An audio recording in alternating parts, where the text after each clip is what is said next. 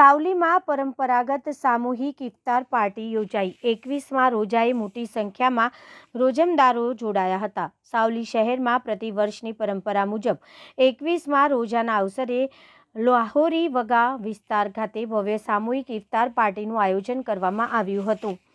હાલ ઇસ્લામ ધર્મનો પવિત્ર રમઝાન માસ ચાલી રહ્યો હોવાથી મુસ્લિમ બિરાદરોમાં ભારે ઉત્સાહ જોવા મળી રહ્યો છે। રમઝાન માસમાં નમાજ, દાન, દક્ષિણા અને રોજાનું વિશેષ મહત્વ હોય છે। આ પરંપરા મુજબ છેલ્લા 20 વર્ષથી વધુ સમયથી લાહોરી વગા વિસ્તારમાં 21મા રોજાના દિવસે સામૂહિક ઇફ્તાર પાર્ટી યોજવામાં આવે છે। આ વર્ષે પણ ઇમામબાડા હુસૈની ચોક ખાતે લાહોરી વગા વિસ્તારના યુવકો દ્વારા ભવ્ય આયોજન કરવામાં આવ્યું હતું।